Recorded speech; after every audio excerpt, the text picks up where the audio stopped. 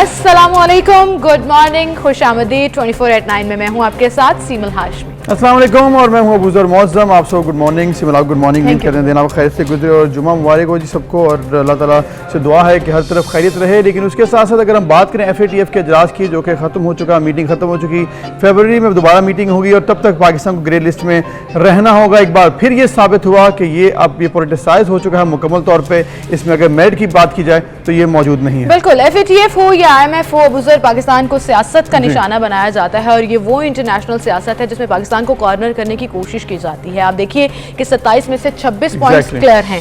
आप रिव्यू कर रहे हैं, वो चाहे हमारी टेररिज्म कोर्ट्स के हवाले से हो या मनी लॉन्ड्रिंग के हवाले से इकदामात हो, फिर उसमें से भी हमने कई पॉइंट्स जो हैं वो क्लियर कर लिए। उसके बावजूद आप ये कंसिडर ही नहीं कर रहे कि पाकिस्तान को व्हाइट लिस्ट में रखना है, तो ये क्लियरली आपकी मोनोपोली है जिसमें आप पाकिस्तान को कॉर्नर करना चाह रहे हैं। लेकिन पाकिस्तान हमेशा बड़े ही मुस्तकिल मिजाजी के साथ इस चीज को आगे लेकर चल रहा है। जहां हमने 26 पॉइंट्स क्लियर किए, इंशाल्लाह 27वां भी क्लियर कर लेंगे। लेकिन मुझे लगता है कि गवर्नमेंट को अपना केस मजीद स्ट्रॉन्ग करके पेश करना चाहिए। बिल्कुल आप सही कह रही हैं कि 27वें पॉइंट में भी हम लोगों ने कई पॉइंट, यानी कि उससे सब क्लॉजेज में भी हमारी अचीवमेंट 50% के अराउंड हो चुकी है, जो कि कहीं पर भी एक्सेप्टेबल हो सकती थी। अब ये जो वजह बताई गई है कि पाकिस्तान की गवर्नमेंट जो है वो सपोर्ट कर रही है, कोशिश भी कर रही है, आइंदा आने वाले दिनों में कुछ इकदाम करने होंगे। और साथ साथ एक और ये एडिशन में इसमें करता चलूँ कि तुर्की को ग्रे लिस्ट में डालने के लिए फैसला कर लिया गया है। अब आप ये देखिए कि जो ममालिक अगेंस्ट उनकी पॉलिसी के चलते हैं उनके साथ आप इस तरह करते हैं। तुर्की में अब क्या मसला है, लेकिन तुर्की को भी डालने की कोशिश की जा रही है ग्रे लिस्ट में।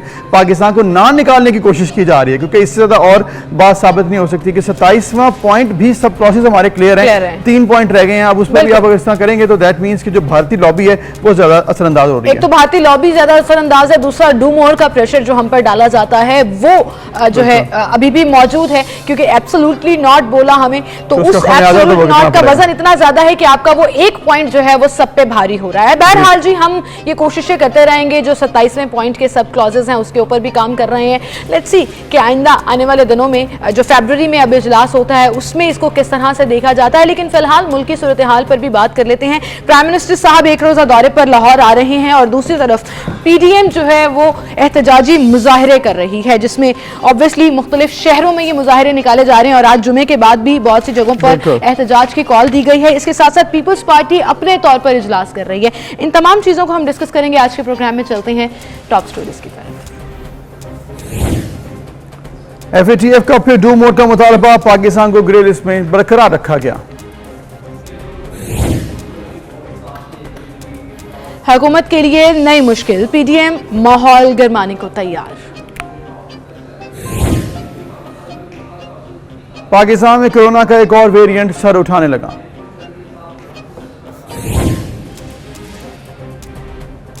भारत को दबोचने के लिए पाकिस्तान क्रिकेट टीम का प्लान तरतीब दे दिया गया। हुकूमत की पेट्रोलियम मसनूआत के बाद गैस और बिजली की कीमतें बढ़ाने की तैयारी।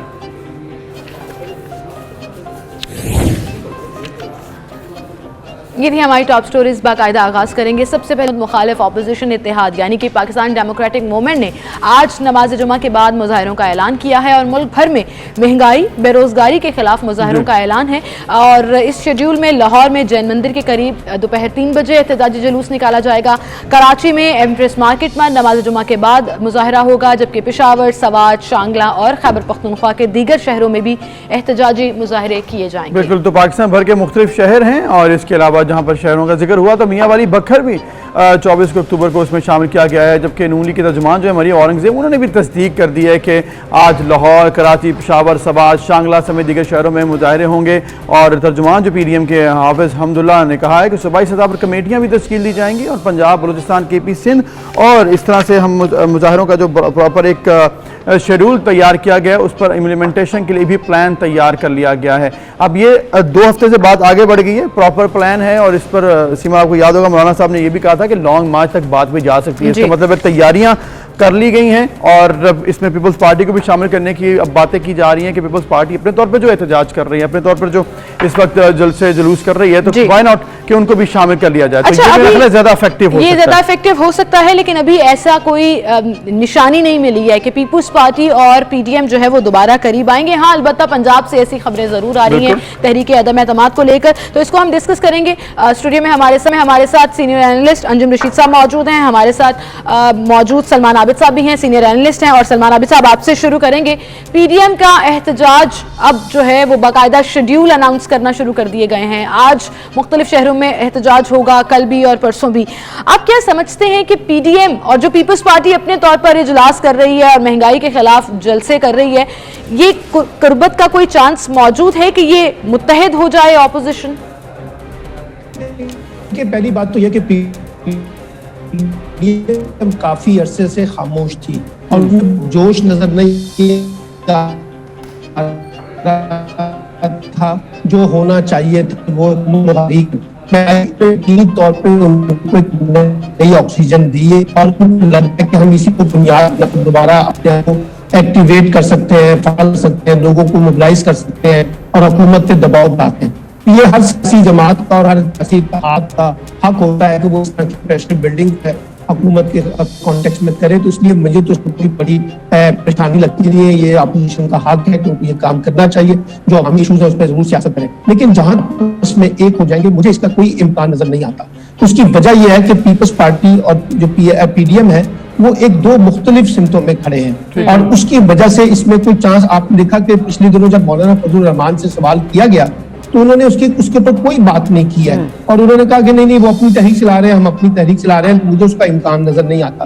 और जो कल गुफ्तगू हुई ना पंजाब में तहरीक अदम एतमाद पेश करने के हवाले से, आप मेरी बात लिख के रखें, पंजाब में किसी किस्म की कोई तब्दीली नहीं आएगी। उसकी वजह मैं आपको बता देता हूँ, क्योंकि अगर तब्दीली आएगी, तहरीक अदम एतमाद पेश करेंगे तो वजीर आला जो है वो कौन बनेगा? मुस्लिम लीग नून तो अपने खानदान के अलावा किसी को वजीर आला सलमान साहब, ये तो मामला बात की बात है ना, जब बनाना हो और फैसले हो गए हों तो फिर कोई ना कोई उम्मीदवार सामने आ ही जाता है। इस पर भी हम बात करेंगे कि कौन कौन उम्मीदवार सामने आ सकते हैं, लेकिन अभी हम अंजुम रशीद साहब भी मालूम कर लें कि उनको क्या लगता है कि पीपल्स पार्टी और दूसरी तरफ पीडीएम जो इस वक्त इफेक्टिव रोल अदा कर रही है, खासकर महंगाई के खिलाफ जो इस वक्त जुलूस और जलसे और एहतजाज किए जा रहे हैं, उसका क्या इम्पैक्ट देखते हैं?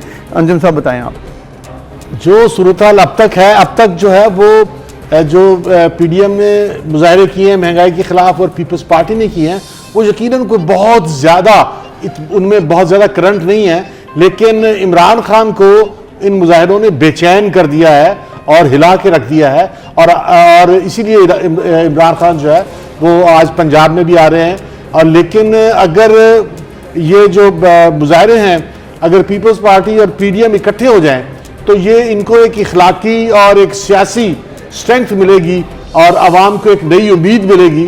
तो मेरा ख्याल है कि अगर पीपल्स पार्टी और पीडीएम इकट्ठे हो गए तो इन जलसों में एक ऐसा करंट आ सकता है जो हुकूमत के लिए और रियासत के लिए और इदारों के लिए जो है वो काफ़ी हिला देने वाला हो। लेकिन जहाँ तक बात है कि इमरान खान इस्तीफ़ा देंगे, तो इमरान खान से इस्तीफ़ा लेना मेरा ख्याल शायद काफ़ी मुश्किल है, क्योंकि इमरान खान का मिजाज भी ऐसा नहीं है कि वो किसी बहुत बड़े प्रेशर में भी इस्तीफा दे दें। और मार्शला लगने के भी चांसेस मुझे नजर नहीं आ रहे, क्योंकि मार्शला वालों को भी पता है कि मुल्क की माशी हालत इतनी अबतर है कि इसे संभालना मुश्किल है। तो ये जो मुजाहरे हैं ये अभी तो कोई बहुत ज्यादा ताकतवर नहीं है। अंजुम साहब, उसके लिए ना इन मुजाहरे करने वालों की डिमांड भी ये होनी चाहिए। उनकी तो डिमांड भी ये नहीं है कि उन्होंने हुकूमत गिरानी है। वो तो खुद बहुत दफा ये कह चुके हैं, 2 हफ्ते का एहतजाज है, हुकूमत के लिए सिर्फ काम मुश्किल बनाना उनका ऑब्वियसली मेन पॉइंट है। सलमान आबिद साहब, आपको भी शामिल गुफ्तगू करेंगे कि आपको लगता है कि वाकई इमरान खान साहब बेचैन और परेशान हो गए हैं और हुकूमत के लिए बड़ी कोई परेशानी की बायस बन रहा है ये तमाम मुजाहरे, और खास तौर पर जो आप जिक्र कर रहे थे वहीं से कंटिन्यू कीजिएगा, पंजाब में जो अदम एतमाद की तहरीक। जी देखिए, मैं ये कह रहा था कि पंजाब में इसलिए तहरीक अदम एतमाद पेश नहीं होगी क्योंकि अगर तहरीक अदम एतमाद कामयाब होगी तो वजीर आला तो PMLN में से शरीफ खानदान से माइनस होगा ना, वो तो नहीं शहबाज शरीफ पे, हमजा शहबाज पे इत्तफाक होगा।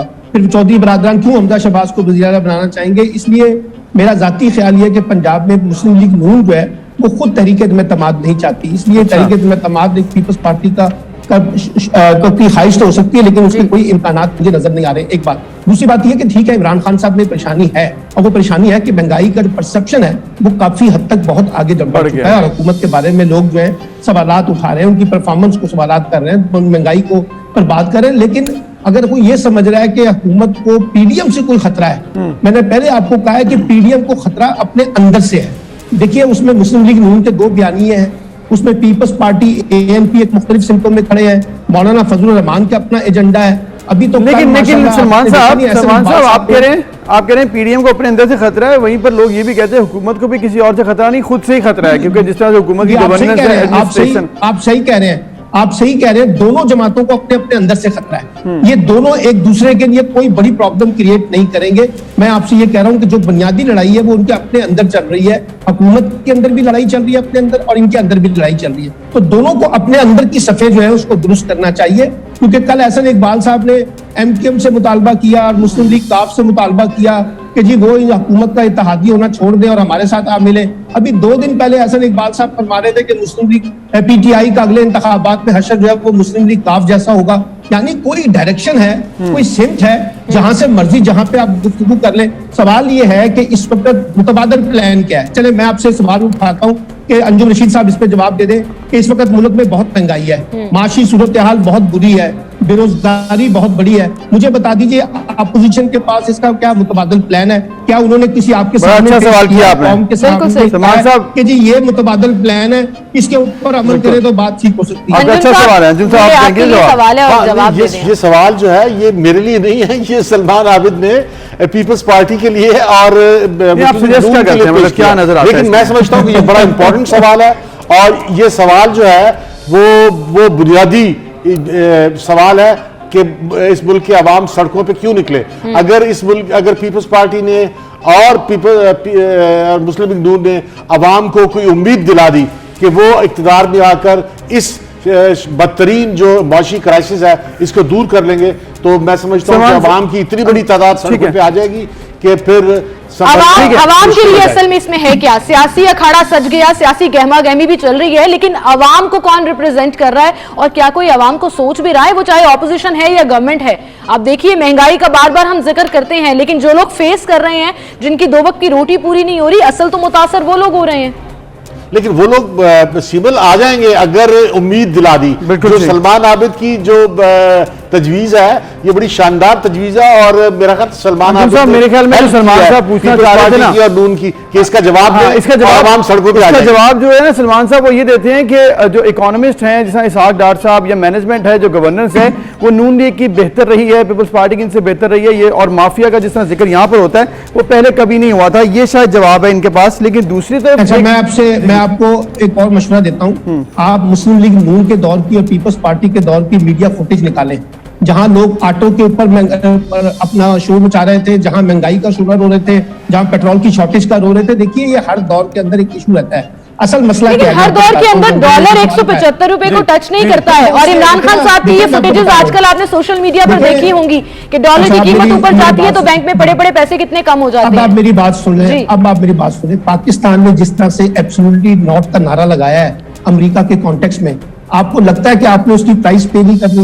ये कल जो FATF का फैसला आया है, क्या आपको लगता है ये टेक्निकल फैसला है या सियासी फैसला है? जो IMF के साथ, अच्छा ये जो IMF के साथ जो मामला तय हो रहे हैं, क्या ये मालियाती मामला हैं या सियासी मामला हैं? जो हिंदुस्तान कहता है कि हम आपको जो है ग्रे लिस्ट में से निकाल कर ब्लैक लिस्ट में डाल देंगे, यानी इस वक्त सारी सियासत जो है वो तो पाकिस्तान मुखालफत की बुनियाद पे अमेरिका हिंदुस्तान कर रहा है, और वो इन बड़े बड़े फोरम्स को अपने हक में इस्तेमाल कर रहा है। अब कल तुर्की को उन्होंने ग्रे लिस्ट में डाल दिया है, मुझे बताइए तुर्की का क्या कसूर है?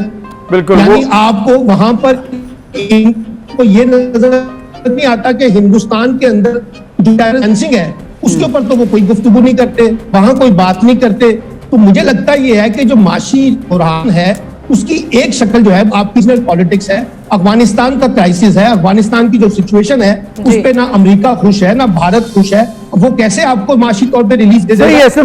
आपके बड़े फैसले हो रहे हैं ना, वो सारे फैसले एक बड़े एजेंडे। आपका पॉइंट समझ में आ गया कि इस वक्त जो इंटरनेशनल प्रेशर भी बड़ी एक इंपॉर्टेंट रोल अदा कर रहा है। तो आप फिर बताइएगा कि फिर हल क्या है? कोई भी अगर आया था क्विकली अगर आप इसका समरी कर सकें तो फिर क्या करें? आवाम बस खामोश होकर बैठ जाएं घरों पर और ये जो महंगाई होती जा रही है इसको बर्दाश्त करते? अच्छा बुजुर्ग, इसमें एक चीज ऐड करना चाह रहा हूं कि भाई अगर पाकिस्तान की हालत इतनी खराब है, माशी तौर पर इतनी बर्बादी आ गई है, तो ये जुमला एब्सोल्युटली नॉट कहने की क्या जरूरत नहीं, वो तो देखिए जरूरी है ना, आप आप पाकिस्तान को बर्बाद करने के लिए आप अपनी गैरत और अपने मामलात को नहीं, ऐसे नहीं है। पाकिस्तान के अवाम जो है वो बदहाली हो गई और आप एक जुमला बोलना चाह रहे हैं, ये कितनी बेहूदी आप समझते हैं कि एब्सोल्युटली नॉट नहीं बोलना चाहिए था? सलमान साहब, अगर सलमान समझते हैं कि एब्सोल्युटली नॉट ने इतना बुरा किया तो आप इतने बेवकूफ नहीं हैं।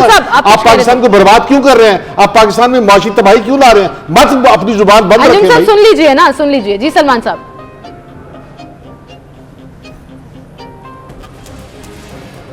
सलमान आबिद साहब।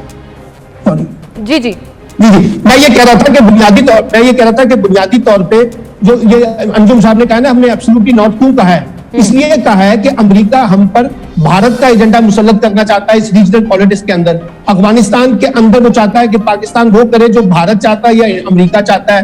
अच्छा, हम अमेरिका को अड्डे अगर दे दें, हम IMF की तमाम शराइत मान लें, तो आप देखिएगा कि अमेरिका का प्रेशर सारा खत्म हो जाएगा भाई कहीं ना कहीं। अच्छा, फिर ये चाइना के साथ जो आपके मामलात चल रहे हैं, जो नए ब्लॉक्स बन रहे हैं जिसमें रशिया है, चाइना है, ईरान है, तुर्की है, ये सब ममालिक के साथ जो अलायंसेस बन रहे हैं, वो अमेरिका को अच्छा नहीं लग रहा। तो इस कॉन्टेक्स्ट में अगर आप ये कह रहे हैं एब्सोल्युटली नॉट का मतलब ये है, हमने अफगानिस्तान के अंदर इतनी बड़ी जंग लड़ी है, हमने अमेरिका का इत्तेहादी बनकर इतनी बड़ी कुर्बानियां दी हैं, और सिले में क्या मिला? सलमान साहब, आपके तमाम दलाइल जायज होंगे, हुकूमती मंतकें भी जायज होंगी, लेकिन बात फिर वहीं पर आती है कि क्या आवाम का सोचा जा रहा है इस बिगर गेम और बिगर पिक्चर में? जब वज़रा की महंगी महंगी गाड़ियां खरीदने के पैसे हैं लेकिन आवाम को सब्सिडी देने के पैसे नहीं है, तो आवाम सवाल पूछेंगे।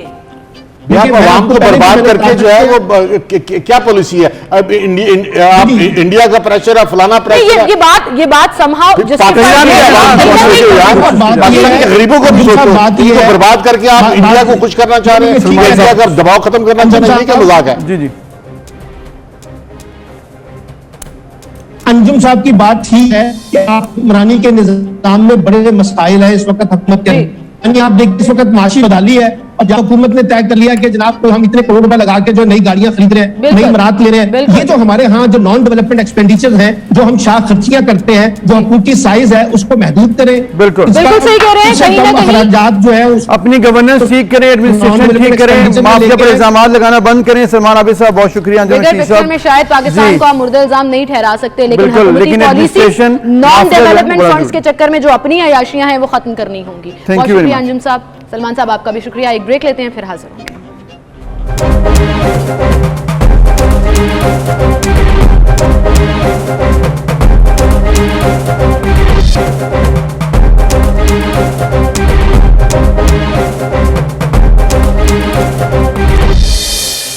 Welcome back viewers. हम बात करेंगे बहुत बड़े टाकरे की, पाकिस्तान और भारत के दरमियान जो मुकाबला होने जा रहा है T20 वर्ल्ड कप के, और संडे को ये मुकाबला है, लेकिन संडे से पहले ही इसकी जो हाइप है वो क्रिएट हो चुकी है भारत और पाकिस्तान में। सोशल मीडिया पर आप देख लें, ओवरऑल मेन स्ट्रीम मीडिया पर देख लें, तो हर जगह पर यही बात हो रही है। बिल्कुल यही बात हो रही है, और इसी तरह से जो है वो टीम भी अपनी प्लानिंग शुरू कर चुकी है। बड़ी बैठक हो रही है क्योंकि 2 स्पिनर्स होंगे, 3 पेसर्स के साथ ये मैदान में उतरेंगे, और 6 हमारे पास बैट्समैन है जिसपे हम कॉन्फिडेंस शो कर रहे हैं कि ये लोग अच्छा परफॉर्म करेंगे। और अब हम बात करते हैं सीनियर स्पोर्ट्स एनालिस्ट और सीनियर एनालिस्ट विजय मीर साहब हमारे साथ मौजूद हैं, जो अभी स्पोर्ट्स ट्रांसलेशन भी कर रहे हैं 24 न्यूज़ पे। वो कैसे देखते हैं इस टाकरे को? अस्सलाम वालेकुम विजय मीर साहब।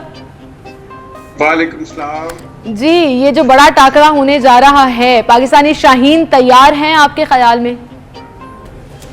देखें, जीतते हैं तो शाहीन हो जाते हैं, हारते हैं तो ये आउल्स बन जाते हैं। हमें ये जो टर्मिनोलॉजी है ना, ये शाहीन ने ये कर लिया, वो ये छोड़ दे।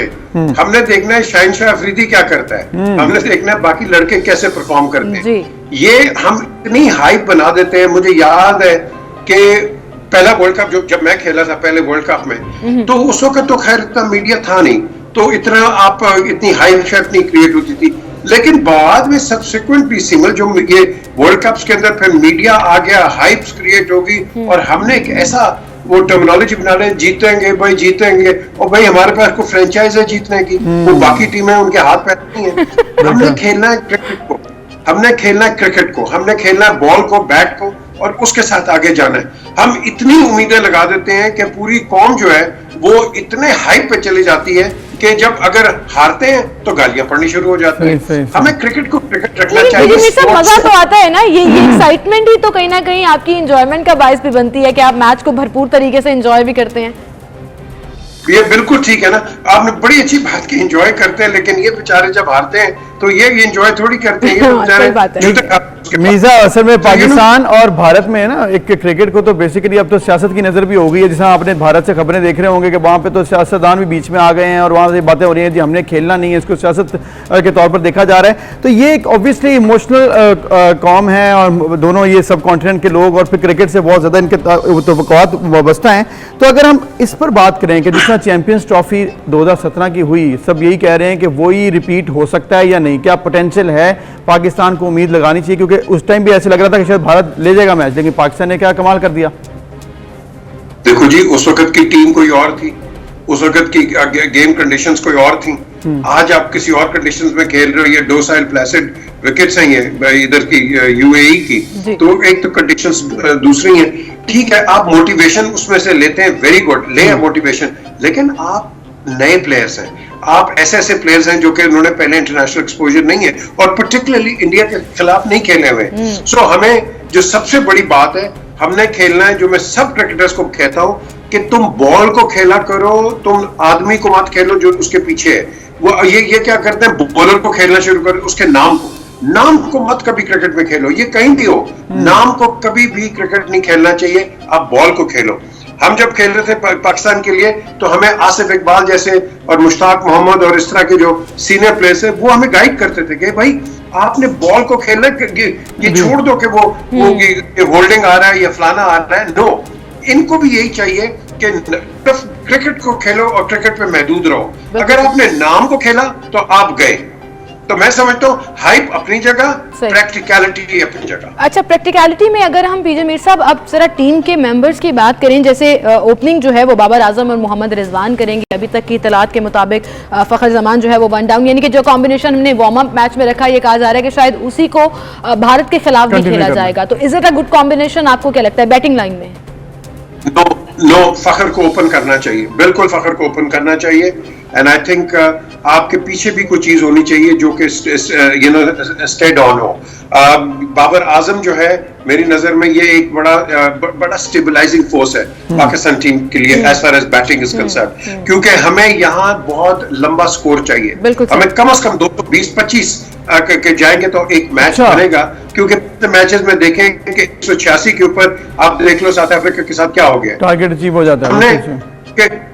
देखो ना, अगर आखिरी बॉल के ऊपर आप 19 रन, सॉरी आखिरी ओवर पे आप 19 रन दे दो from our main bowler Hasan Ali, तो फिर आगे इंडिया की तो बहुत सुपीरियर टीम है, वो तो खेलती है हमारे जैसे ऐसे लोगों के साथ है। So we have to be very particular. और इसके साथ साथ मैं समझता हूँ कि आपने भी कहा था ना कि 3 सीमर्स, हम 4 सीमर के साथ खेलते हैं। मैं इमाद वसीम को सीमर कहता हूँ, उससे नया गेंद भी ये करवाते हैं। हाँ जी, हाँ जी। वो भी तेज करता है। अच्छा, इमाद वसीम है साथ, आप देखिएगा कि मोहम्मद हफीज, शोएब मलिक, की तमाम हैंडी बॉलर्स भी हैं, इनका यूजफुल ये किरदार अदा कर सकते हैं। और अगर सिर्फ इसके साथ साथ बॉलिंग को भी आप जरा जोड़ लें कि बॉलिंग में आपको क्या लग रहा है कि हमारे पास स्पिन की थोड़ी कमी तो नहीं है? क्योंकि ये जो बॉलर्स हैं ये ऑलराउंडर्स हैं सब, ये बॉलर्स स्पिन बॉलर नहीं, इसकी हमारी स्पिन की कमी नहीं है, लेकिन मैंने शादाब में वो बाइट नहीं देखी, शादाब में वो चीज मैंने नहीं देखी कि जो जिप हो, इनको कोई तंग करे। ये चीज होती है, आपके अंदर जिप होनी चाहिए। ये बॉलर सब अच्छे हैं, लेकिन इनके अंदर उस दिन आपको एक बड़ी, ये जो साउथ अफ्रीका के खिलाफ खेला ये जिप शिप कोई नहीं थी, ये तो बिल्कुल ऑर्डिनरी क्लब क्रिकेटर्स मुझे लग रहे थे। I need zip, I need उसके अंदर कोई पंच होना चाहिए इनकी बॉल के अंदर जो कि इफेक्ट लेके आएगा। तो ये I think they have to improvise on this. अब मुझे नहीं पता इनका बॉलिंग कोच कौन है, क्योंकि बॉलिंग कोच वकार था, वकार तो सकलैन मुश्ताक आ गए हैं। सकलैन मुश्ताक है इस वक्त बॉलिंग कोच, और साथ मैथ्यू हेडन बैटिंग को और फ्लेंडर्स जो हैं वो फील्डिंग को देख रहे हैं।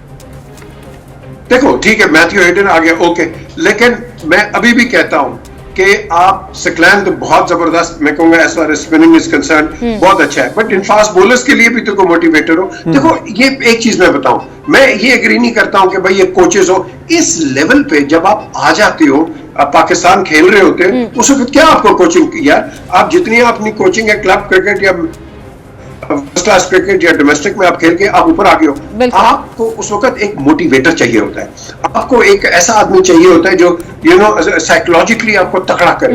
That is all you need. Coaching तो आपकी क्या होनी हो सकती Right, right. आपको बिल्कुल सिर्फ कहना है भाई तुम जाओ खेलो। देखो your ना, अब best. 92 का वर्ल्ड कप प्लेयर इमरान ने सिर्फ इसको वसीम को वकार को उसने कहा परवाह नहीं है कि नो बॉल क्या हो, बस तूने तेज गेंद करने, बिल्कुल। उसने किए, ठीक, आपको रिजल्ट बिल्कुल मिल ठीक। गया। विजय मीर साहब बहुत शुक्रिया आपका, आप हमारे साथ मौजूद थे। बात आपकी बिल्कुल ठीक है कि you have to give your best, that's the only option बिल्कुल। You have right now match जीतने के लिए। एक ब्रेक फिर मिलते हैं।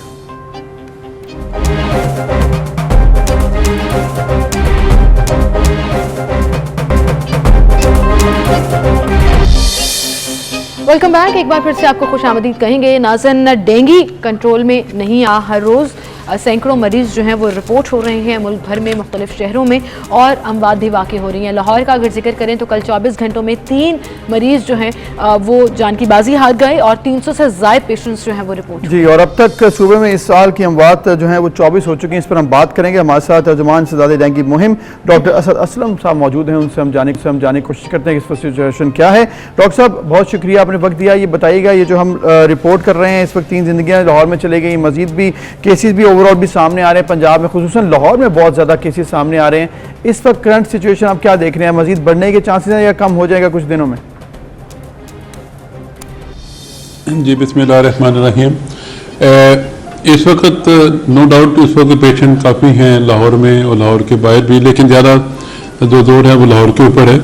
लाहौर में इस वक्त तकरीबन 1280 मरीज दाखिल हैं लाहौर के 43 हॉस्पिटल्स में।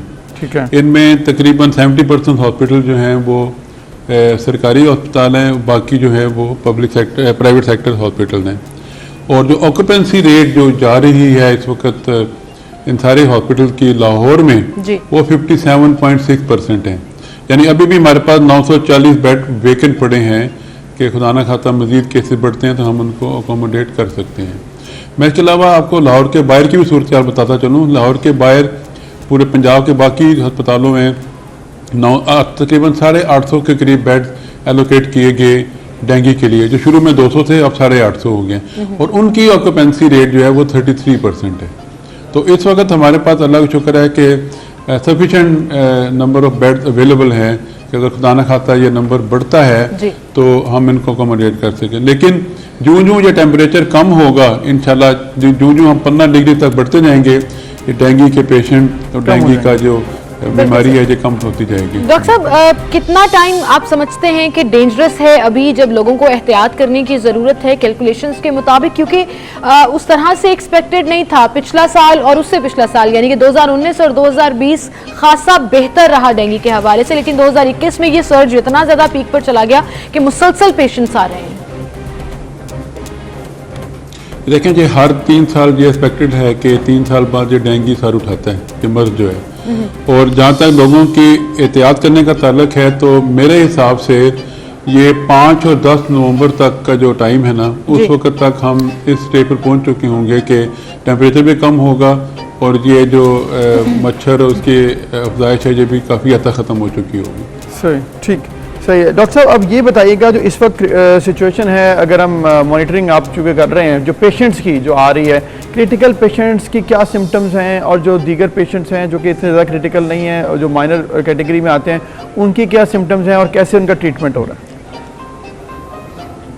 देखें, मैं तकरीबन सारा दिन पेशेंट के दरमियान में गुजरता है, तो 95% 96% पेशेंट ऐसे हैं जो अल्लाह का शुक्र है क्रिटिकल नहीं है, उनमें 4-5% ऐसे हैं जो क्रिटिकल हैं, उनको बाकी भी हमें क्राइटेरिया बनाया हुआ है कि 50,000 से कम पेशेंट वाले को हमने दाखिल कर लेना है। तो उनमें भी अगर किसी को ब्लीडिंग है या डेंगू हेमरेजिक फीवर है तो वो 4-5% पेशेंट हैं, लेकिन वो भी अल्लाह का शुक्र है कि ट्रीटमेंट से रिस्पॉन्ड करके वो भी रिकवर कर जाते हैं। ठीक है डॉक्टर साहब, घर पे जो पेशेंट रिकवर कर रहे हैं उनके कौन से साइन एंड सिम्टम्स हैं जहां पर उन्हें घर पे रहने के बजाय फिर हॉस्पिटल रिपोर्ट करने की ज़रूरत है?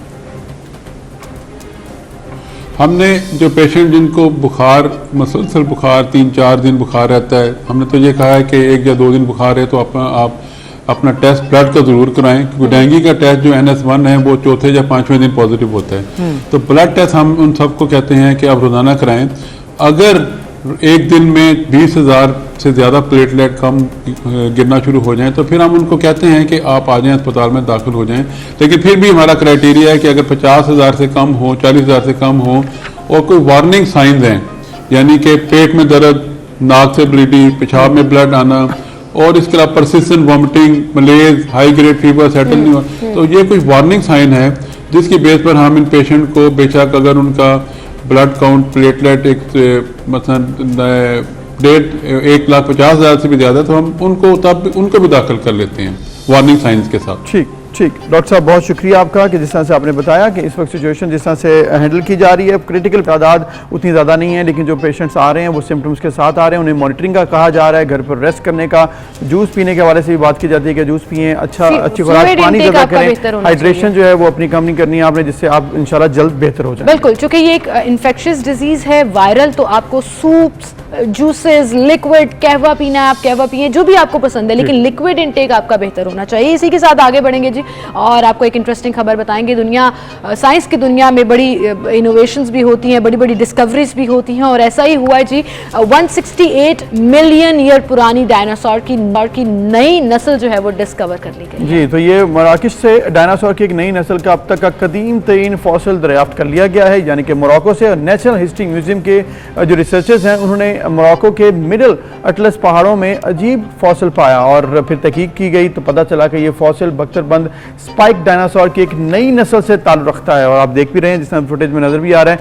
तो मुहक्किकीन के मुताबिक ये 168 मिलियन साल पुराना एक गैर मामूली कदीम तरीन नमूना है और फिर ऑब्वियसली देख कर सब हैरान भी हो रहे हैं और परेशान भी हो रहे हैं कि दुनिया देखिए कितनी पुरानी है कि डायनासोर हम समझते हैं कदीम तरीन ऑब्वियसली ये जानवर आया है, लेकिन अब तो ये है भी नहीं यहाँ पर अवेलेबल। लेकिन अब आप देखें कि उससे ज़्यादा जो हिस्ट्री में आया था वो ज़्यादा मजीद पीछे हम चले गए, उसमें भी मतलब एक नई नस्ल जो है दरियाफ्त हो गई। इससे अब ऑब्वियसली साइंस और हिस्ट्री और ये तमाम एंशिएंट जो जितनी भी लॉजिक्स हैं उनको तो सहारा मिलेगा ही, लेकिन मैं एक और चीज सोच रही थी तो इसका मतलब है कि आइंदा आने वाली मूवीज में हमें एक नई तरह का डायनासोर भी देखने को मिलेगा कि एक नई शेप आ गई है। बहरहाल जो चीज इसे मुनफरिद बना रही थी वो इसकी पसलियों की हड्डी में मिलने वाली स्पाइक का सबूत है जो कि गैर मामूली पाया गया और ये आमतौर पर जिल्द के टिश्यू से जुड़ा होता है और माहिरीन का ये भी कहना है कि ये एक ऐसा ग्रुप है जो 145 से 66 मिलियन साल पहले के पूरे दौर में मौजूद था। जी, अब डायनासोर तो वैसे भी बड़े फेमस हो चुके हैं बच्चों के अंदर, खासकर मैं देखता हूँ कार्टून के नाम आप देखें, और आप देखेंगे डायनासोर के आगे से किसमें बच्चों को भी याद होती है। हमारे टाइम पे तो सिर्फ जुरासिक पार्क याद थी मुझे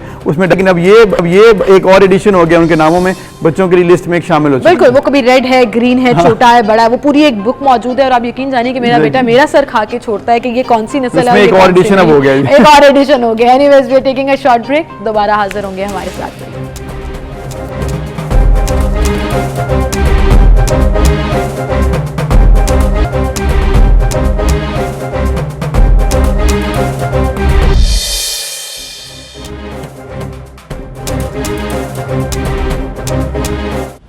वेलकम बैक, एक बार फिर से आपको खुशामदीद कहेंगे और नाजरीन, जैसे हम प्रोग्राम के शुरू में बात कर रहे थे कि FATF ने एक बार फिर पाकिस्तान को ग्रेड लिस्ट में रखा है और 26 पॉइंट्स मैं नहीं कहूँगी अब, क्योंकि हमने बहुत से मंदरजात 27वें पॉइंट के भी क्लियर कर लिए, तो 26.5 हम अप्रॉक्सीमेटली कह सकते हैं कि हमने तमाम शराइत उनकी क्लियर कर दी हैं, लेकिन इसके बावजूद सियासत की नज़र किया जा रहा है। बिल्कुल, इसमें कोई शक नहीं है, सियासत की नज़र, इसके इम्पैक्ट क्या हो सकते हैं FATF और इसके बाद जो बढ़ती इन्फ्लेशन है, जो रेट्स, डॉलर और यूटिलिटी स्टोर्स की जो सूरत हाल है, इसके पीछे वजूहात क्या है, क्या इसका हल क्या है। मियाँ इमरान साहब हमारे साथ मौजूद हैं, इकोनॉमिस्ट हैं और बड़ी यही नज़र रखते हैं तमाम मामलात पर। मियाँ साहब बहुत शुक्रिया, आपने वक्त दिया। ये बताइएगा कि FATF का जो इजलास हुआ फरवरी तक, फिर हम ग्रे लिस्ट में हैं, अब पहले तो ये बताइएगा कि है तो ये पोलिटिसाइज में कोई शक नहीं, अब तो हम इस पर बात भी कर चुके हैं। आपने क्या देखा कि क्या ऐसा वजह हुई कि हमें फिर नहीं रखा गया और फरवरी तक बात टाल दी गई?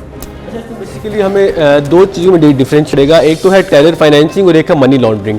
जो जून के महीने में हमारे साथ मामला हुआ था वो जिसमें हमने 27 में से 26 पॉइंट, जैसे भी आपने बात की कि हमने 26.5 पॉइंट्स क्लियर कर लिए हैं, क्योंकि काफ़ी हद तक दुरुस्त बात भी है, वो तो था हमारा टेरर फाइनेंसिंग के हवाले से। लेकिन उसमें से एक दूसरा मैटर था जो कि मनी लॉन्ड्रिंग के हवाले से था, उसमें 7 पॉइंट्स दिए गए थे और अल्हम्दुलिल्लाह 7 में से जो 4 पॉइंट्स हैं वो पाकिस्तान ने पूरे किए हैं, जो कि मैं समझता हूँ कि बहुत ज़्यादा बेहतर परफॉर्मेंस है और पाकिस्तान की तारीफ इस दफ़ा FATF ने भी की है, और बल्कि इंडियन जर्नलिस्ट ने जब ये सवाल किया FATF के जो हेड थे उनसे, तो उन्होंने ये कहा कि हम पाकिस्तान को ब्लैक लिस्ट में नहीं डाल रहे और इसमें किसी भी तरह से भारत का कोई हाथ नहीं है, जो कि एक उन्होंने बात ये भी कहा कि इस बार डिस्कस भी नहीं हुआ, मतलब ब्लैक लिस्ट तो डिस्कशन के पाकिस्तानी गवर्नमेंट कोऑपरेट कर रही है, और जिस तरह से हम जितना हमने उनको टाइम दिया था इन 7 में से 4 पॉइंट्स पर इंप्लीमेंट करने के लिए, उससे पहले इन्होंने इंप्लीमेंट कर लिया, जो कि मैं समझता हूं कि इसकी तारीफ की जानी चाहिए। जो अच्छा काम हो उसकी तारीफ की जानी चाहिए, और जहां पर गवर्नमेंट नेगेटिव जगह जा रही हो और जहां पर हालात जिस तरह से खराब हो रहे हो उसके बारे में भी बात की जानी चाहिए। सही, लेकिन मियां साहब वहीं पर 26 पॉइंट्स क्लियर कर लिए, इसके बावजूद कंसिडर नहीं किया जा रहा कि व्हाइट लिस्ट में डाला जाए। ये कोई तीसरी मर्तबा है कि ग्रे लिस्ट में ही रखा जा रहा है। अब ये तो नहीं हो सकता ना कि हम शुक्र मनाना शुरू कर दें कि शुक्र है जी ग्रे में ही रखा हुआ है, वो एक अलग एस्पेक्ट है, लेकिन जितनी तारीफ मीडिया पर आकर कर रहे हैं वहां इजलास के अंदर भी तो की जाए। ऐसा लगता है कि इंडियन लॉबी इतनी असरअंदाज है कि पाकिस्तान को कंसिडर ही नहीं किया जा रहा व्हाइट लिस्ट के लिए। देखिए, इसमें तो कोई शक नहीं है कि मामला पॉलिटिसाइज है, मैं इसमें कई दफ़ा पहले भी बात कर चुका हूं, लेकिन हमें एक चीज़ यहाँ पर मैं थोड़ा सा पॉइंट ऑफ व्यू मुख्तलिफ इससे भी देना चाहूँगा कि हमें उस व्यू से भी देखना चाहिए कि FATF में जाना पाकिस्तान के लिए बाइस रहमत बाइस नेमत हुआ है। अगर आप मैं इस बात पर अभी भी कन्विंस्ड हूँ, पहले दिन से ये बात कर रहा हूँ, क्योंकि अगर हम FATF में ना होते तो पाकिस्तान की इकोनॉमी इस तरह से डॉक्यूमेंट नहीं हो सकती थी। भारत ने दुश्मनी में हमारे साथ बदला लेने की कोशिश किया, उसका भला पाकिस्तान के साथ हो गया कि हमारे तमाम बैंक अकाउंट्स कंप्यूटराइज्ड हो गए, हमारे यहाँ पर anti terrorist laws system develop हो रहा है, बेसिकली एक सिस्टम डेवलप हो रहा है, जो कि मैं समझता हूँ कि इसके बगैर शायद हो नहीं सकता था, और मैं समझता हूँ पाकिस्तान को इसमें पॉजिटिव लेना चाहिए। और अगर जिस तरह से मैंने भी बात की कि मनी लॉन्ड्रिंग के 7 में से 4 पॉइंट्स पे पाकिस्तान ने इंप्लीमेंट कर लिया है, इसका मतलब है कि अब हमें पता चल गया कि हमने करना क्या है। और अगले जो अप्रैल 2022 में जो अगला इजलास है उसमें आप देख सकते हैं, अप्रैल में है, उसमें आप देख सकते हैं कि जो 3 पॉइंट मजीद है, अगर उस पर भी इंप्लीमेंट कर लेते हैं तो बहुत ज्यादा इसकी हम उम्मीद कर सकते हैं कि पाकिस्तान को ग्रे में से निकाल के व्हाइट लिस्ट में शामिल कर दिया जाएगा। और मैं समझता हूं कि पाकिस्तान उस वक्त तक मुकम्मल डॉक्यूमेंट हो चुका होगा और इसको पॉजिटिव लेना चाहिए। और मैं समझता हूं उम्मीद रहना चाहिए कि अगले इजलास से पहले पाकिस्तान का ग्रे लिस्ट से निकल के व्हाइट लिस्ट में आना पॉजिटिव ले रहे हैं। मियां साहब, आप ये बता दें कि ये जो ओवरऑल सिचुएशन है इस वक्त डॉलर की, इन्फ्लेशन की, इसके अंदर क्या पॉजिटिविटी है? क्या रज़ा बाकिर साहब वाली पॉजिटिविटी भी आप देख रहे हैं इसमें? देखिए, मैंने एक बात पहले की है कि जहां पर बेहतर काम है वहां पर तारीफ की जाती है, और जहां पर गवर्नमेंट की नाहली है या फिर उनकी कमजोर पॉलिसीज हैं उसके ऊपर जरूर तनकीद की जानी चाहिए। और इस वक्त जो सूरत हाल है, रजा बाकिर साहब का कल का जो बयान है वो बिल्कुल एक जल्दी पर आप ये समझ लीजिए तेल का काम उसने किया है, यानी कि इतने बड़े ओहदे पर एक शख्स बैठा और इतना गैर जिम्मेदार बयान दे रहा है और ये वो अनवाइज्ड सीट है जिसमें वो पॉलिटिकल नहीं हो सकते, and still he is making political statement. और मैं समझता हूं कि इस तरह के अगर बयान एक गैर जिम्मेदार शख्स देगा तो यूं तो फिर हम जिस पॉलिसी पे वो चल रहे हैं, मैंने लास्ट टाइम आपको प्रोग्राम में एक चीज का जिक्र किया था जब डॉलर बढ़ रहा था कि मैंने कहा था ये डॉलर जो बढ़ रहा है ये गवर्नमेंट पॉलिसी के तहत बढ़ रहा है, गवर्नमेंट जो है वो IMF के साथ कमिटमेंट में है। और रजा बाकिर साहब के कल के बयान ने इस पर एक एविडेंस प्रोवाइड कर दिया है। फ्री फ्लोट किया, हमने रोका नहीं है, ये क्या कमिटमेंट हुई बढ़ाने के लिए? तो कहीं नहीं कहा, फ्री फ्लोट का है ना कि जहां पर जाता है जाने दें। नहीं, देखिए बिल्कुल ऐसा नहीं है, बिल्कुल ये फ्री फ्लोट नहीं है। फ्री फ्लोट अगर ये होता तो गवर्नमेंट 1.2 बिलियन डॉलर जो थे वो इंजेक्ट नहीं करती। जो स्टेट बैंक है उसने हमेशा से इंटरवीन किया है, इसने फ्री फ्लोट कहा जरूर हुआ लेकिन ये फ्री फ्लोट नहीं है, ये जेन में रखिएगा। क्योंकि गवर्नमेंट ने, आपको पता है कि जब डॉलर 170 पे गया था तो स्टेट बैंक की इंटरवेंशन से 153 पर आया था। वो इंटरवेंशन क्या थी वो भी मैं अगर आप यहाँ पर डॉलर इंजेक्ट किए गए थे तो यहाँ पर स्टेट बैंक जो है उसको बाकायदा कंट्रोल कर रहा है। और ये जो हम बात कर रहे हैं, देखिए 2.6 बिलियन डॉलर हो गए आपके जो फॉरेन जो रेमिटेंसीज आ रही हैं आपके रोशन डिजिटल अकाउंट के जरिए। अब उसके अलावा आपकी एक्सपोर्ट्स बढ़ रही हैं और आपके यहाँ पे हालात बेहतर लोगों को बताए जा रहे हैं, उसके बावजूद डॉलर बढ़ रहा है। इसका मतलब यह है कि आपके जो पाकिस्तान की गवर्नमेंट है उसकी जो पॉलिसी है वो बेसिकली IMF के साथ इस लाइजोन में है। आप ये कह रहे हैं कि गवर्नमेंट इंटेंशनली डॉलर को ऊपर जाने दे रही है और डॉलर जो अभी तारीख की बुलंदतरीन सतह पर इंटरबैंक 174 क्रॉस कर गया, दैट मींस ओपन मार्केट में ये 176 तक जो है वो मिलेगा। तो ये नालायकी और नाहली नहीं है बल्कि इंटेंशनल है, आप ये कह रहे हैं। एग्जैक्टली और लास्ट प्रोग्राम में मैंने इस पर बाकायदा बात की थी और आज रजा बाकिर साहब तो फिर उनकी अकॉर्डिंगली तो ऐसा लग रहा है कि ओवरसीज पाकिस्तानी हुकूमत है जो उनका फायदा सोच रही है, रुपया नीचे जा रहा है किसी को फिक्र नहीं है। हाँ, रेमिटेंसेस ज्यादा आ रही है, उस पर हम जश्न मना रहे हैं, ये भी तो बताया ना, इसके पीछे वजह क्या है, इससे क्या फायदा होगा इकोनॉमी को? देखिए जी, आपने IMF के साथ इस प्रोग्राम में रहना है। अगर IMF आपको आज इस एग्रीमेंट में से इस जो लोन एग्रीमेंट उनके साथ आपका चल रहा है, अगर आप निकल जाते हैं और IMF की शराइत को पूरा नहीं करते तो जहन में रखिएगा कि वर्ल्ड बैंक भी आपको लोन नहीं देगा, ADB भी आपको लोन नहीं देगा, जो आपको इंटरनेशनल फाइनेंसिंग होती है वो सारी की सारी बंद हो जाएगी चाइना के अलावा, और चाइना के लिए भी मुश्किल पैदा हो जाएंगी, और पाकिस्तान इस वक्त फैक्टर की ग्रे लिस्ट में है। तो ये सारे मामला जो है वो IMF की गिर्दी घूमते हैं। जैसे IMF लोन आप देखिएगा, जब पाकिस्तान को $1 बिलियन जिसकी भी बात चल रही है, जब पाकिस्तान को अप्रूव हो जाएंगे तो आपको वर्ल्ड बैंक से भी पैसे आना शुरू हो जाएंगे और डॉलर नीचे आ जाएगा। नहीं, डॉलर नीचे नहीं आएगा। मैं दोबारा यहाँ पे बात कर रहा हूँ, डॉलर नीचे नहीं आएगा, क्योंकि डॉलर अगर नीचे आना होता तो जितने इस वक्त पाकिस्तान के पास $27.4 बिलियन के रिजर्व्स है ना, डॉलर जो है वो नीचे आ सकता है, इसमें कोई शक नहीं है। ये इंटेंशनली किया जा रहा है। अच्छा, इसके साथ आपने बताया कि जैसे IMF के हवाले से हमारे मुज़ाकरा कामयाब होंगे तो फिर वर्ल्ड बैंक और दीगर इदारों तक हम जा सकते हैं और फिर मईशत में कुछ बेहतरी आ सकती है। IMF से मुज़ाकरा खत्म हो गए, क्योंकि शौकत तरीन साहब के बारे में तो कहा जा रहा है कि वापस भी आ गए, तो फिर क्या खबर लेके आए, कुछ ऐसा है? देखिए, मैं आपको इसमें बताता चलूं, आपको एक अंदर की खबर भी देता चलूं कि शौकत तरीन साहब जो बज़ाहिर जो है एक नाकाम दौरा करके वापस आ रहे हैं। शौकत तरीन साहब इस बात पर बाजिद थे कि मैंने अमेरिका जाना है, वहां पर जाकर मैं फेस टू फेस बात करना चाहता हूं IMF के साथ। IMF कह रही थी कि वर्चुअल मुज़ाकरात कर लिए जाए, लेकिन अपने वो प्राइवेट इजलास में भी और प्राइम मिनिस्टर साहब से भी कहते रहे कि मुझे वहां पे जाने दिया जाए, और जाने से पहले वो एक ऐसा काम करके गए जिसने पूरी पाकिस्तानी अवाम की चीखें निकलवा दी, और वो ये था कि ओगरा ने कहा कि आपने फ्यूल प्राइसेस बढ़ानी है ₹5। शौकत तरीन साहब ने प्राइम मिनिस्टर साहब से ये कहकर कि भाई मैं IMF के पास जा रहा हूं तो हमें कुछ ऐसा चीज लेकर जानी चाहिए जो हम सेल कर सके वहां जाके, तो आप ₹5 मजीद बढ़ा दें। तो यहां पर मैं आपको बताता चलूं कि जो ₹5 मजीद बढ़ाई गई है फ्यूल प्राइसेस, वो IMF के दबाव में बढ़ाई गई है, और जो मिनिस्टर्स टीवी पर आकर ये दावा करते हैं कि जी इंटरनेशनल मार्केट में प्राइस बढ़ गई है, वो आधा सच है। और पूरा सच ये है कि जो गवर्नमेंट ने प्राइसेस बढ़ाई हैं उसमें ₹5 शौकत तरीन साहब की एडवाइस में बढ़ाए गए हैं, और अब जबकि वो नाकाम दौरा करके वापस आ रहे हैं तो गवर्नमेंट से ये रिक्वेस्ट है कि कम से कम वो ₹5 तो वापस कर दें, क्योंकि इस वक्त अभी कुछ उम्मीद मत रखिए। आपको पता है डॉलर ऊपर जाता है, पेट्रोल ऊपर जाता है, मुझे तो लग रहा है फर्स्ट से फिर एक और जो धमाका है, मैं अभी से बम नहीं कहती, मैं कहती हूँ धमाके हो रहे हैं, ये होगा क्योंकि बिजली की प्राइस भी बढ़ती है, डॉलर जब ऊपर जाता है, पेट्रोल की प्राइस भी बढ़ती है और जनरल इन्फ्लेशन भी आगे जाती है। अब मुझे ये कहिएगा कि सिर्फ क्या IMF से ये लोन लेने के लिए, उनकी शराइत पूरी करने के लिए हम पाकिस्तानी आवाम को भूल बैठे हैं? क्या गवर्नमेंट के पास कोई ऑप्शंस हैं जो वो आवाम को रिलीफ दे सकेंगे? क्या आपको लगता है कि कोई ऐसी पॉलिसीज में चेंज ला सकते हैं जिससे महंगाई कम हो? देखिए, बहुत इंपॉर्टेंट बात की है, जो अवाम की नब्ज पर आपने हाथ रखा है। मैं समझता हूं कि यही असल मसला है। आम आदमी को अपनी ब्रेड एंड बटर से लेना देना है, उसको नहीं पता कि IMF के पास शौकत तरीन साहब जा रहे हैं, नहीं जा रहे हैं, क्या हालात है, क्या। उसको तो ये मालूम होना चाहिए कि मेरी जो फ्यूल प्राइसेस कम हो रही है, मेरा ब्रेड एंड बटर चल रहा है। इस हवाले से अगर हम पॉलिसी की बात करें तो मैंने पहले भी इसका एक जिक्र किया था कि गवर्नमेंट इस वक्त बहुत ज्यादा सब्सिडी दे रही है एक्सपोर्ट सेक्टर को। खासतौर पर अगर हम देखें तो टेक्सटाइल एक्सपोर्ट को बहुत ज्यादा सब्सिडी दी जा रही है, और जिसका आउटपुट हम देख रहे हैं वो उस तरह से नहीं मिल रहा है। मिसाल के तौर पर इंडस्ट्री को जो बिजली का एक यूनिट है वो 25 से 30 रुपए का मिलता है, जब टेक्सटाइल को मिलता है वो 9 रुपए का मिलता है। अब ये जो इतनी ज्यादा सब्सिडी दी जा रही है उनको वो गवर्नमेंट दे रही है आवाम के पैसों में से।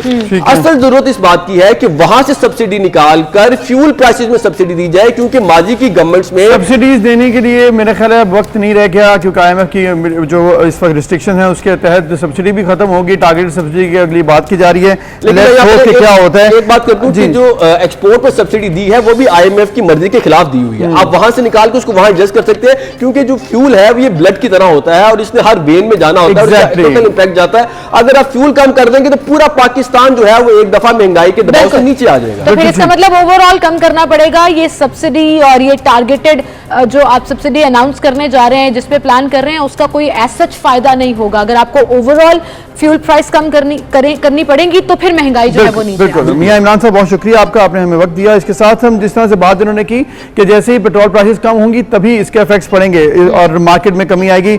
हमारे साथ इस वक्त मौजूद हैं जी Mohammad Awab, vice president Karachi transport Ittehad, जो कि इस वक्त परेशान भी दिखाई देते हैं और ये कह रहे हैं कि जैसे पेट्रोल की प्राइसेस बढ़ी हैं तो कह रहे थे, और ओवरऑल भी किराए बढ़ाने के हवाले से बातें भी की जा रही हैं, तो हम उनसे जानने की कोशिश करते हैं। जनाब, बहुत शुक्रिया, आपने वक्त दिया। ये बताइएगा कि इस वक्त जो प्राइसेस बढ़ी हैं ओवरऑल पेट्रोलियम मसनूआत की वजह से ऑब्वियसली बहुत प्रेशर है, तो क्या सोच रही हैं ताजिर बरादरी कि किस तरह से इसको मैनेज किया जाना है या फिर किराए बढ़ाए जाएंगे? अस्सलाम वालेकुम जी। हेलो। जी वालेकुम अस्सलाम। जी बताइएगा जनाब। बिल्कुल जी ना, ये बात ये है कि जब कारोबार खत्म होगा तो आदमी कुछ ना कुछ तो करता करेगा ना, अपने हाथ माओ तो मारेगा।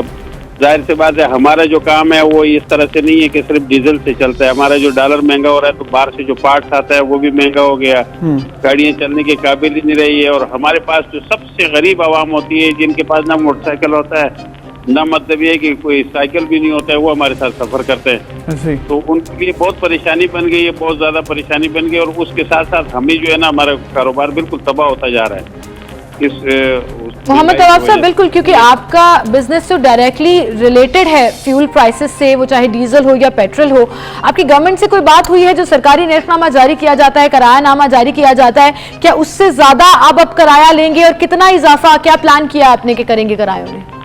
देखिए, अभी तक तो हम कोशिश कर रहे हैं कि ये वो कुछ वापस हो जाए। कोई प्राइम मिनिस्टर साहब ने उस दिन कहा कि जी हम कुछ सब्सिडियां देंगे, तो हम भी इंतजार कर रहे हैं कि ज्यादा बोझ ना पड़े आवाम पे और ये इसको वापसी की दे के क्या करते हैं वो। लेकिन ये इससे हल नहीं है। उसकी वजह ये है कि अगर सिर्फ कोई हमें रिलीफ दे देंगे तो वो टूवल वाले को कहाँ से देंगे? राशन तो नहीं सस्ता होगा, अनाज तो नहीं सस्ता होगा ना उससे।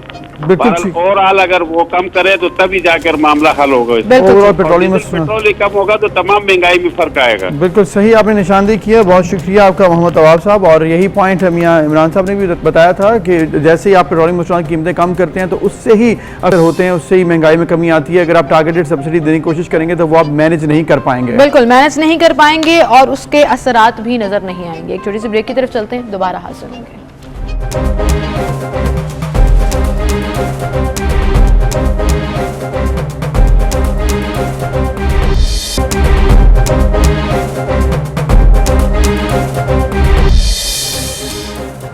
Welcome back. एक बार फिर से हम खुशामदीद कहेंगे आपको नाज़रीन। हमारे मुआशरे में एक ऐसा इशू जिस पर हम बात करते हुए सोचते हैं कि पता नहीं क्या हो जाएगा, और वो ख़वातीन के मसाइल से रिलेटेड है। वो चाहे पॉलिसिस्टिक ओवरीज हों, वो चाहे जितने भी इनफर्टिलिटी के इश्यूज हों, जिस पे हम बड़े आराम से इल्ज़ाम तो खातून पर लगा देते हैं, लेकिन कहीं ना कहीं अगर प्रॉब्लम भी ख़वातीन साइड पर ही है तो क्यों वो जल्दी डायग्नोज नहीं हो पाती है?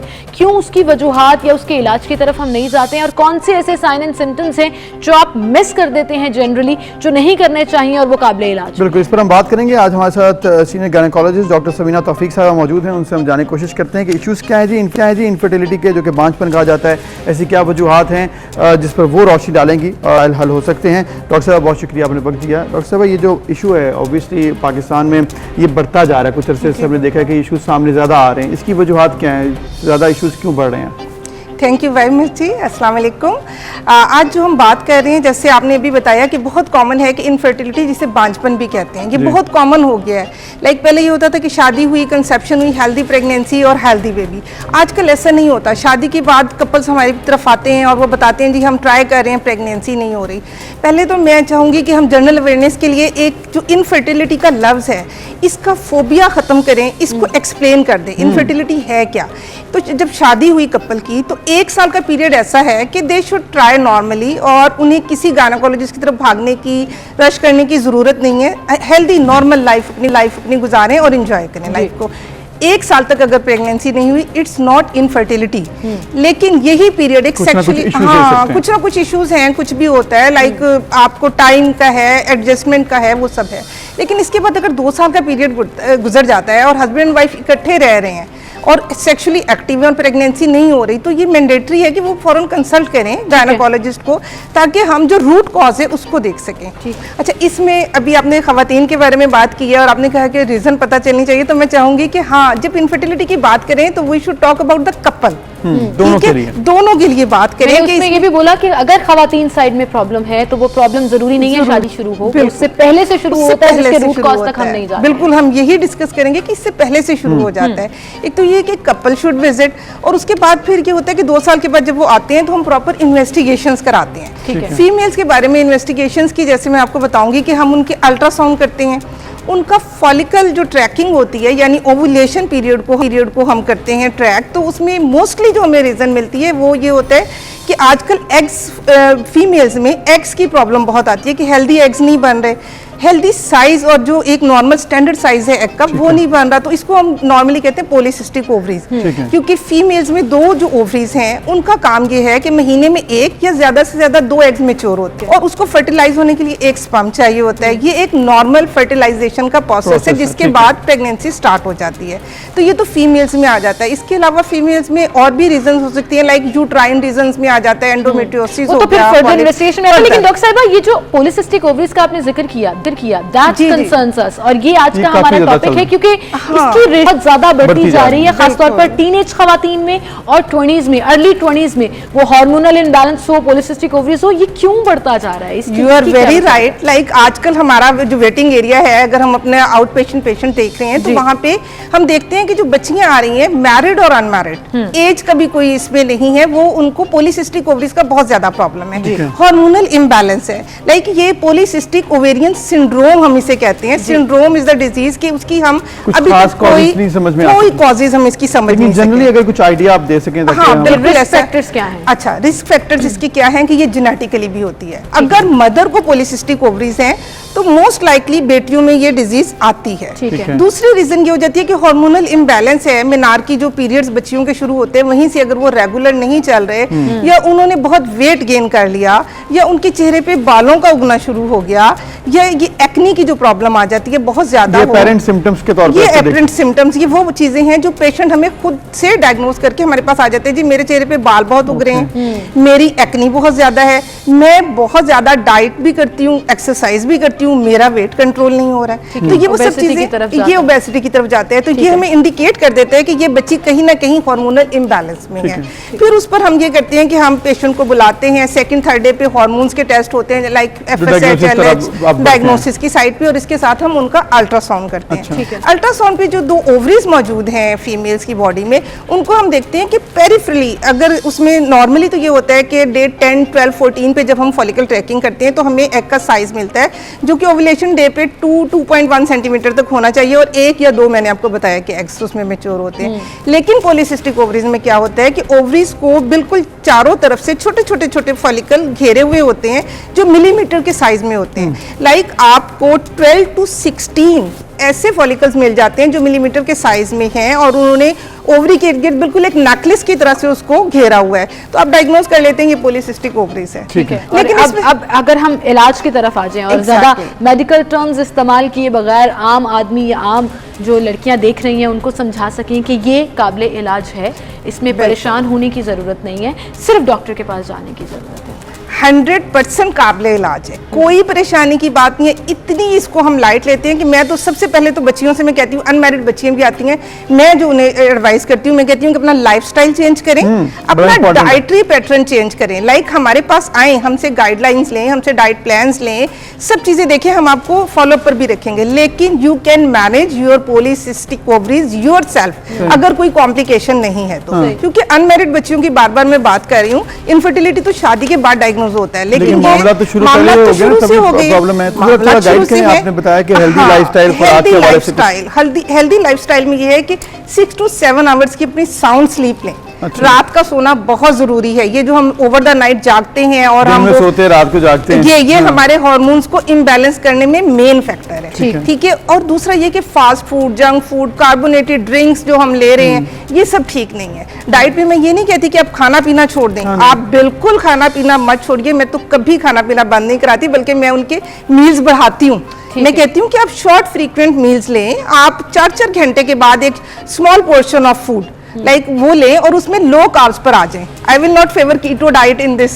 लाइक मैं ये भी नहीं कहूंगी जो आजकल बहुत ट्रेंड है हमारी बिल्कुल बच्चियां डाइट पे चले जाएं। जो हमारी कीटो डाइट बच्चियां पे कर रही हैं चले जी कीटो डाइट, तो मैं उस पर भी फेवर नहीं करूंगी, क्योंकि आप शॉर्ट फ्रीक्वेंट मील्स पे आ जाएं। छोटे छोटे खाने बार बार खाएं ताकि वो हजम होते जाएं, और फिजिकल एक्टिविटी बहुत जरूरी है। बड़ा लाइफ आज सेडेंटरी हो चुका है, बैठे रहना ये बस- हमारा ये जो एक इंटरनेट है, हमारे स्मार्टफोन्स हैं, हमें इन्होंने लॉक कर दिया है अपने अपने बेडरूम्स में या अपने वर्क स्टेशन टेबल पर।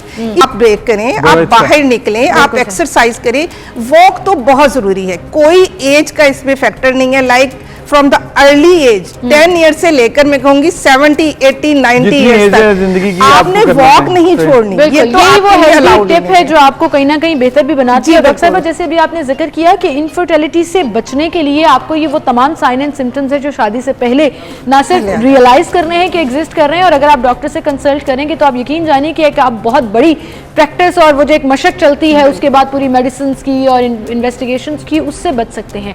हेल्दी प्रेगनेंसी भी होगी और इनफर्टिलिटी का एक जो दाग एक हम रीजन लगा को तो देते हैं आपने वो- हटा दिया ना, और ये मेन रीजन है फीमेल्स में। दूसरी बात मैं आपको बताऊंगी कि कैसे बच्चियों को पता चले कि उनके हार्मोन इम्बैलेंस होकर पॉलिसिस्टिक की साइड पे जा रही हैं। नॉर्मल मेंस्ट्रुअल साइकिल को अगर हम लेंगे तो 21 to 35 डेज का होता ठीक है। है। अगर आपका साइकिल इससे कम हो गया या इससे ज्यादा हो गया तो आपको एक रेड लाइट ऑन हो जानी चाहिए कि you have to consult your doctor. है। ये वहां जितना अर्ली डायग्नोसिस होगा, जितना अर्ली आप इसका मैनेजमेंट स्टार्ट करेंगे, ट्रीटमेंट उतना ही इजी हो जाएगा। ट्रीटमेंट इजी है और इतना मुश्किल नहीं है और इतना महंगा भी नहीं है। लोग अक्सर घबराते हैं डॉक्टर पर जाके, नहीं, खर्चा नहीं, बहुत हाँ, हो जाता है, तो बिल्कुल। वो मसला भी नहीं है। फर्स्ट लाइन ऑफ ट्रीटमेंट हमने डिसाइड किया कि हम उनका लाइफस्टाइल चेंज करेंगे, हम उनका वेट रिड्यूस करेंगे और उनको dietary. Second line of action पर हम आएंगे। लाइन जो हमारा प्लान का सेकंड होगा, तब हम उसमें मेडिसिन ऐड कर देंगे। मेडिसिन हैं, ऑरल मेडिसिन है, कोई सर्जरी नहीं कर रहे। हाँ, सर्जरी भी होती है लेप्रोस्कोपी के लिए, हम drilling let the doctor decide कि आपके केस के अंदर क्या चीज जी, बिल्कुल। वेरी करती है। Well, thank you so much doctor Samina, आप हमारे साथ मौजूद थी और जनरल हॉस्पिटल की ओपीडी इंचार्ज भी हैं ये। और जनरली जो लोग ये समझते हैं कि अगर वो अफोर्ड नहीं कर सकते तो इतनी अच्छी डॉक्टर्स अगर आपको पब्लिक सेक्टर हॉस्पिटल्स में मिल रही हैं तो मेरे ख्याल से ज़रूर जाना चाहिए। गेट योर सेल्फ चेक, ये सबसे ज़्यादा ज़रूरी है और ये हर बीमारी में ही हम कहते हैं। सेल्फ मेडिकेशन या अवॉइड करने से कुछ नहीं हो जाता है। अभी एक ब्रेक, फिर मिलते हैं।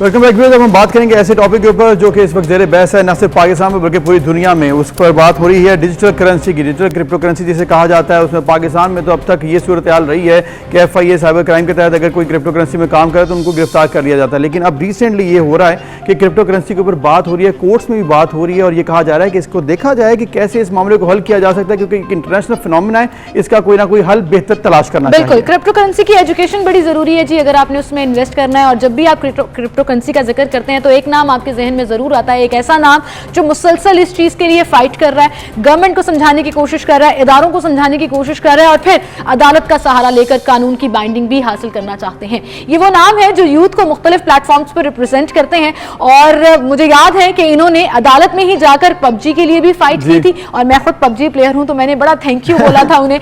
फिर उन्होंने और भी डिफरेंट केसेस हैं जिसमें न सिर्फ यूथ को रिप्रेजेंट किया बल्कि कामयाबी भी समेटी और इसमें भी एटलीस्ट ये जरूर हुआ है कि लोग उनकी बात सुन रहे हैं, अदालत उनकी तारीफ कर रही है क्रिप्टो करेंसी के ऊपर बात करने पे, और साथ ही साथ इदारों को किस तरह ये समझा सकते हैं जो 3 माह का टाइम दिया है सिंध हाईकोर्ट ने उन्हें। इस पर हम बात करेंगे। वकार जगा साहब हमारे साथ मौजूद हैं। अस्सलाम वालेकुम, गुड मॉर्निंग। गुड मॉर्निंग जी। जी वालेकुम सलाम, बहुत बहुत शुक्रिया इतने अच्छे तारुफ कराने का। मैं सिर्फ एक चीज क्लियर कर दूं, अभी एक थोड़ी देर पहले एक पाकिस्तानी आवाम से मैं एक रिक्वेस्ट करूंगा। जी जी।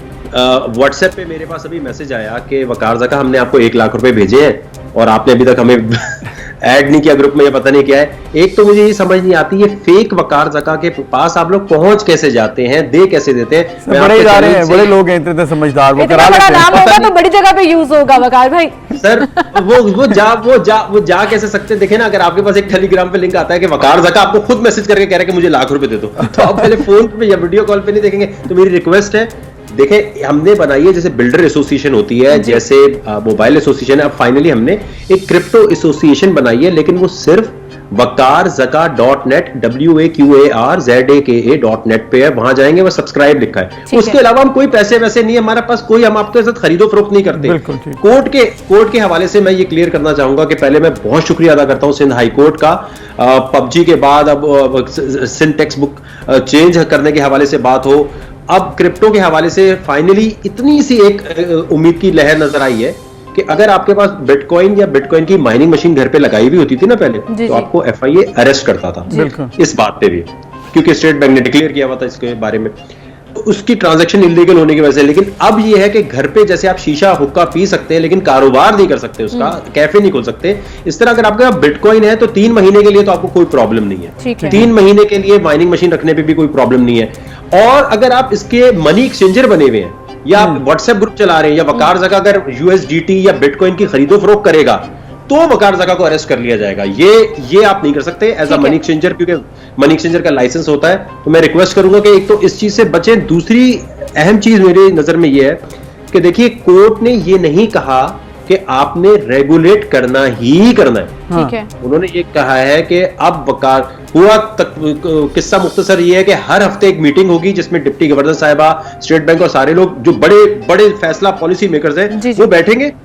उनको कन्विंस करना है मुझे कि इसको होने दें, वो उनके ऊपर है, वो करते हैं कि नहीं करते 3 महीने में जाने के बाद। तो ये बड़ी अहम चीज है कि ये मेरे ऊपर क्यों इतने सारा प्रेशर आ रहा है कि मैं अकेला बैठ के इनको समझाऊं, पॉलिसी मेकिंग, लॉ मेकिंग करूं। क्या नुमाइंदा हूं इस वक्त पार्लियामेंट में? क्या मेरा नाम वकार जका एमएनए है? या मैं ये जो एमएनए बैठे हैं ये इनका काम है, ये क्यों नहीं जाके बात करते? ये वकार जका को जाके क्यों बात कर दी है? इसमें ये इशू है ना कि देखिए, आप समझते हैं इस चीज़ को, बहुत से लोग नहीं समझ रहे हैं। और ऑब्वियसली जब नेशनल असेंबली में कल डिबेट भी हो रही थी इस बारे में, मोहम्मद बाकी तमाम जो हमने अली मोहम्मद साहब जो हैं वो भी डिस्कस करते हुए उनके अगेंस्ट भी थे। तो इसको आपने मैनेज तो करना है ना, आप ही ने इसकी वकालत करनी है कैसे पाकिस्तान कर्जा उतर सकता है। आप ये भी कह चुके हैं कैसे इसको बेहतर किया जा सकता है, पाकिस्तान बेहतर तरक्की कर सकता है। तो कन्विंस तो आप ही ने करना है ना। फिर देखिए, मैंने तो ये कहा है ना कि हमने टेनअप के नाम से एक एक्सचेंज बनाया है जो वकार जका की जेब में पैसे नहीं जाएंगे। मैं एक्सचेंज अगर खोलना है तो मैं दुबई से खोलूं, मैं अमेरिका से खोलूं, या जिन जगहों पे ये लीगल है, जैसे पाकिस्तान में बाइनेंस, ओकेज और बाकी एक्सचेंजेस चल रहे हैं उनके तरह खोलूं। मैं तो कह रहा हूं मैं बना के गिफ्ट करूंगा उस एक्सचेंज के ऊपर। जब सिंध कॉइन, पंजाब कॉइन, सारे कॉइन्स होंगे और बिटकॉइन भी होगा तो उससे जो फीस आ रही होगी उससे आईएमएफ से आपकी जान छूट जाएगी। आप फुटबॉल एक्सपोर्ट और बाकी चीजों से आपका काम हो जाएगा। मैं सॉफ्टवेयर हाउस अपने लिए नहीं कर रहा काम, ये वाली चीज मैं उनको देना चाहता हूं। ये वो मुझसे सीधा एक्सचेंज ले ले और बताएं इससे फायदा होगा कि नहीं होगा। अब इसमें देखिए, पॉलिसी मेकर्स के सामने बात करने के लिए अदबो एहतराम एक डिफरेंट लेवल का होता है, एक प्रोटोकॉल होता है, समझ रहे हैं आप? देखिए, हम लोग मीडिया में तो आपस में बात कर सकते हैं ना, क्योंकि हम मीडिया में एक दूसरे को समझते हैं, लेकिन अगर कोई बाहर का बंदा आएगा वो हमें शायद उस तरह ना समझ सके। अब जो स्टेट बैंक से बात करनी है, सिक्योरिटी एक्सचेंज कमीशन वालों से बात करनी है, दे आर ब्यूरोक्रेट्स। अब उनको उनकी लैंग्वेज में समझाने के लिए पूरा कानून समझना पड़ेगा, पूरे कानून की चीजें करनी पड़ेंगी। तो वो कोई एमएनए आगे क्यों नहीं करता? ये आपकी बात बिल्कुल ठीक है कि you are a technical guy, आप एग्जीक्यूट करके दे सकते हैं, बट एक्सप्लेन करने की पोजीशन आपसे ज्यादा उन लोगों की है जो कानून को समझते भी हैं, जो उस लैंग्वेज को समझते हैं और कैसे उसको। तो गवर्नमेंट को आपको ऑब्वियसली सपोर्ट करना चाहिए इस चीज में। लेकिन यहाँ एक सवाल ये भी बड़ा सामने आता है कि हम ऑलरेडी बड़ी फाइट्स लड़ रहे हैं डिफरेंट जगहों पर, जहां मनी लॉन्ड्रिंग का एक बड़ा सवाल है कि हम इलीगल तरीके से पैसे बाहर भेज देते हैं या कर लेते हैं। अब क्या हमारे यहाँ पर इदारे, वो चाहे एफआईए या दूसरे हैं, क्या वो इस केपेबल हैं? क्या इतनी कैपेसिटी है कि हम इस पूरी चीज को हैंडल कर सकेंगे और इरेगुलेटरीज जो मेन कंसर्न है कि इलीगल कोई काम ना हो उसको रोका जा सके? जी देखिए, ये तो ज्यादा आसान कर देगा। हवाला हुंडी, अगर मैंने यहाँ अमजद को पैसे दिए, उसने दुबई में ज्यादा पैसे दिए, तो आप ट्रेस ही नहीं कर सकते कि वाकई कितने पैसे दिए हैं। ह्यूमन रिसोर्स चाहिए ना उसके लिए। इसमें तो पीटीए जो है 2 मिनट में कंट्रोल कर लेगा। अगर देखें ये मनी लॉन्ड्रिंग या टेरर फाइनेंसिंग को सपोर्ट करता हो तो एफएटीएफ सबसे पहले बोलेगा कि जो मुल्क क्रिप्टो में काम कर रहा है उसको ग्रे लिस्ट में डाल दो, या ग्रे लिस्ट वाले मुल्क कभी भी क्रिप्टो को लीगल नहीं कर सकते। मैं हमाद अजहर साहब से पूछ के थक गया हूं कि सर ये मुझे बता दें, एफएटीएफ तो आपको कह रहा है कि क्रिप्टो को रेगुलेट करे, ताकि अब आप मुझे एक बात बताइए, अभी कितने लोग बिटकॉइन खरीद रहे हैं, हुकूमत को पता ही नहीं है। तो ये रेगुलेट होगी ऑन रिकॉर्ड आएंगे और डॉक्यूमेंट होगा ना इसका। देखिए, इस वक्त अहम मसला ये कि इंडिया में इतनी बिलियंस ऑफ डॉलर की इन्वेस्टमेंट जा रही है, जैसे ही उन्होंने अनाउंस किया है कि क्रिप्टो बैंक के साथ रेगुलेट करके वो काम कर सकते हैं। ये काम, मैं हैरान हो गया कि अली मोहम्मद साहब अगेंस्ट कैसे बोल सकते हैं, डिजिटल पाकिस्तान की बात करते हुए कैसे हो सकता है। मैं रिक्वेस्ट करूंगा कि मैं चाहता हूं कि जितने एमएनए जो वोट लेते हैं, जो मेरा वोट लेकर आए, आपका वोट लेकर आए, उनके साथ मेरी मीटिंग हो, मैं उनको बताऊं और वो जाके पॉलिसी मेकर को कानून साजी समझाए ना। ये कानून साजी वाला प्रोसेस इनका है, ये मेरा कैसे हो गया? या तो फिर अपनी सीट छोड़े, या तो अपने एक एमएनए अपनी सीट छोड़ दे, मुझे बैठने दे उसकी जगह। तो आपको लग क्या रहा है, क्विकली अगर आप समराइज कर सकें, अगले 3 महीनों में आप कन्विंस कर लेंगे, मामला तो कुछ हो जाएंगे? पाकिस्तान में फ्यूचर क्या है क्रिप्टो करेंसी? और एक छोटी सी चीज ये भी क्लियर कर दीजिएगा कि सिक्योरिटी एक्सचेंज कमीशन जो है, ये कहा जा रहा था पीटीए के तहत उस बैन भी लगवा देंगे, क्या वो बैन कर सकते हैं अभी भी या नहीं? जिन्होंने क्रिप्टो खरीदी हुई है वो भी थोड़े कंसर्न है। जी बिल्कुल, सिक्योरिटी एक्सचेंज कमीशन का ये एक मौकफ था कि पीटीए को उन्होंने कह दिया है कि जितने भी बड़े बड़े एक्सचेंजेस हैं, जो या बाइनेंस है, ओकेजा या जो भी काम कर रहे हैं, उनके लिए वो उन्होंने कहा पाबंदी लगाए। अब लोग ये करते हैं कि लोग उस एक्सचेंज से पूछ रहे होते हैं भाई आप बैन तो नहीं हो रहे, भाई पबजी को थोड़ी पता था वो बैन होने वाले हैं। यहाँ आपको पीटीए तो यू एक बटन दबाएगा टक बैन, और इस दफा तो वीपीएन और वो बाकी भी उसमें नहीं आती। तो हमने रिक्वेस्ट की कि सर किसी को बैन मत करें, हम किसी के वकील नहीं है, लेकिन लोगों के पैसे लग जाएंगे। क्योंकि अभी 11 दिसंबर के बाद अमेरिका की खास मैं आपको बात बता रहा हूं, अमेरिका में विजडम ट्री ट्रस्ट के नाम से एक कंपनी है, अगर उसको या ग्रे स्केल को बिटकॉइन का स्पॉट का, फ्यूचर का नहीं स्पॉट का ETF मिल गया, आसान लफ्जों में अगर ये सिक्योरिटी एक्सचेंज कमीशन का काम होने जा रहा है तो बिटकॉइन की कीमत $1 लाख से ऊपर निकल जाएगी। तो फिर क्या हम इस पे सोचते रहें, बैठे रहेंगे? हमारी बापर्दा खवातीन के लिए सबसे अहम चीज ये कि वो घर से बैठ के बगैर किसी बॉस के नखरे उठाए 9 to 5 जॉब किए, घर से बैठ के कमा सकती हैं। ये वो आप इंफॉर्मेशन है जो आप पाकिस्तान को दे रही हैं, लेकिन वहीं पर आपको इदारों को भी समझा और चीजों को मेक श्योर करना है कि वो एग्जीक्यूट हो सके। Good luck for that. Thank you very much. आज के लिए वक्त खत्म हो चुका है, इंशाल्लाह मंडे को मिलेंगे। अपना ख्याल रखिएगा। अल्लाह हाफ़िज़।